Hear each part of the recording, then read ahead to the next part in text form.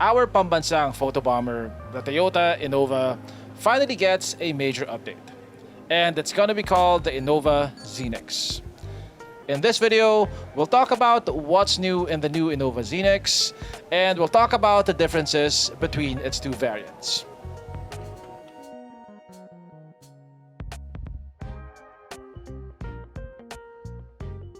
As of now, the Innova Zenix will be sold alongside the regular Innova, so technically it's not yet a replacement.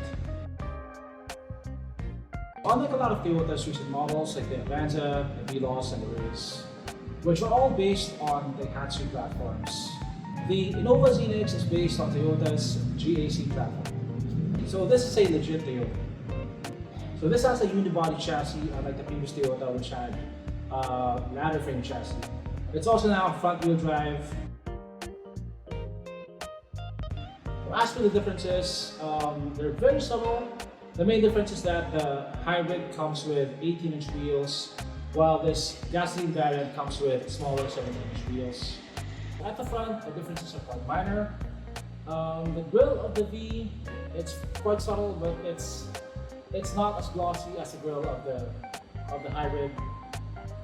The Toyota logo of the V is also matte, while on the hybrid variant, it looks like it's encased in glass. And that's because the hybrid variant has Toyota safety sense, so it comes with a radar unit at the front.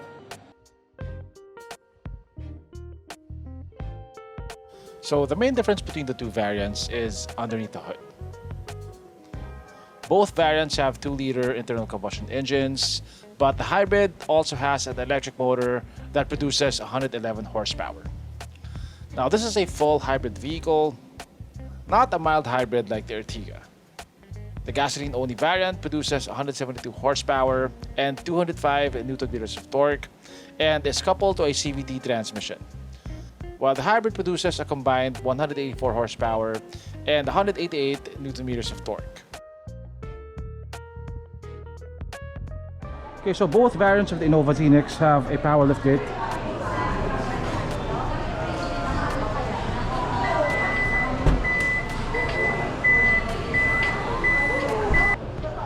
So here at the back you get enough space for a couple of luggage bags. Now unlike the previous Toyota, the seats don't fold sideways, they fold flat to the floor.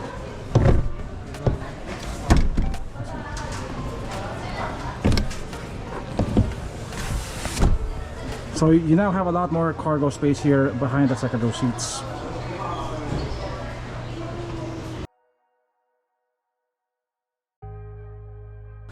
Okay, so we're now inside the Toyota Innova Zenix. And this is a huge improvement over the previous Innova. And it's significantly better than any Toyota under 2 million pesos, I would say. For one, you get this 10-inch screen, which is the biggest screen that I've seen in a Toyota, aside from the one on the LC300. And surprisingly, there's no hump at the back anymore. It also gets a thinner bezel around it. So it looks like a modern screen. It doesn't look like a CRT TV anymore. So this has Apple CarPlay, it has Android Auto. You also get a 360 camera. So you have physical buttons here for your volume, your home, return, and for turning off the screen. The dashboard is partly soft touch, like this over here is leather wrapped. This is hard plastic. This is hard plastic as well, hard plastic. This over here is leather wrapped, and you also get leather wrapped armrests over here. The steering wheel is leather wrapped. This has Toyota safety sense, so you have buttons here for your adaptive cruise control, your lane keep assist, and you also get paddle shifters over here. Your shifter is mounted pretty high up here. It looks like it's almost on the dashboard. You get single zone climate control, and you get physical buttons over here. You got an electronic parking brake with auto hold. So this is a hybrid. It's not a mild hybrid, it's an actual hybrid. So you can put it in EV mode. Over here you have 2 cup holders. You have a center armrest which is padded and leather wrapped. Oh, it opens this way. Underneath you have quite a bit of storage. The seats are leather wrapped. The driver's seat is power adjustable.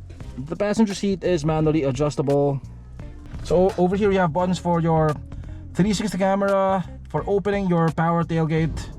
This also has automatic headlights. You get an analog speedometer, an analog tachometer, and this multifunction screen at the center. As for connectivity, you have one USB port over here, one USB-C port, one 12-volt outlet over here. The glove box is quite sizable. Okay, so we're now inside the Zenix V. Now the differences between this and the top of the line hybrid variant is that you get fabric seats over here. You don't get a 360 camera, but you still get the same 10.25 inch screen, which also lacks that hump at the back, so it looks like a modern screen. Finally, Toyota. You also get a leather wrapped steering wheel, thankfully, and you also get paddle shifters. It looks almost the same as the hybrid, from at least from this angle. This has an electronic parking brake without a hold like the hybrid. You also get one USB port over here and one USB-C port. You got two cup holders over here. You get a leather wrapped armrest, which is nicely padded, and underneath you get plenty of storage.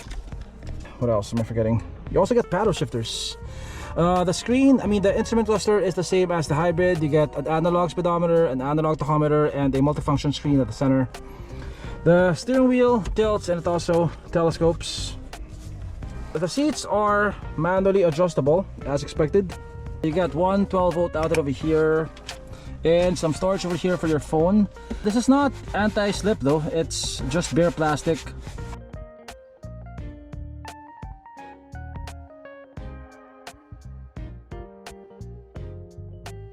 Now this over here is a major improvement over the regular Innova.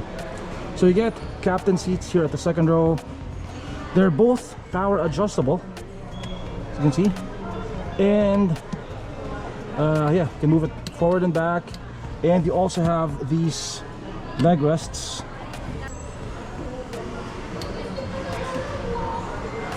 Now to move the seat forward and back, you'll have to do it manually. You have a lever down here.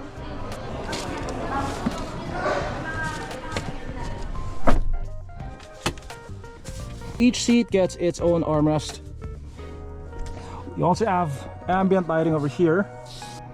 Yeah, now legroom is pretty good, and if you need more legroom, you can just move the seat backwards. Over here you have fan speed controls. You don't get a third climate zone here. You have two USB-C ports down here.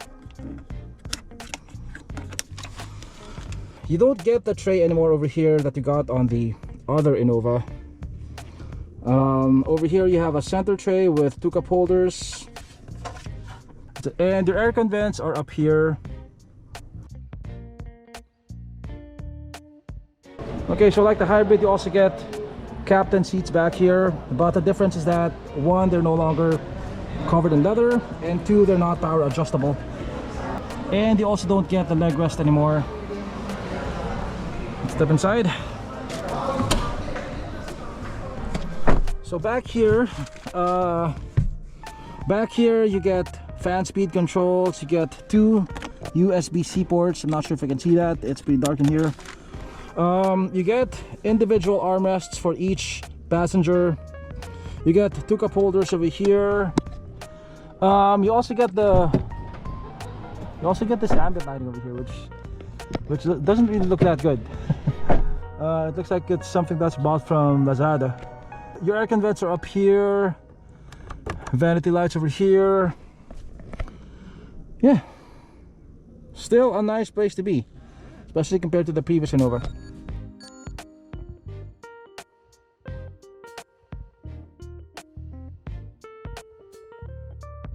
Let's get into the third row.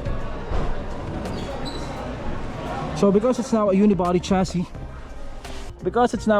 chassis, and you have a front wheel drive layout, the flooring here is quite flat, and it's also pretty low. My knees are at a comfortable angle. Headroom is pretty good. I can fit two fingers on top of my head. Over here I have one 12-volt outlet, one cup holder, and over here I have two cup holders. You have dedicated aircon vents up here for the third row passengers, one over here and also one over here. The non-hybrid Zenix 2.0V sells for 1.67 million pesos. And the hybrid variant sells for 1.95 million pesos.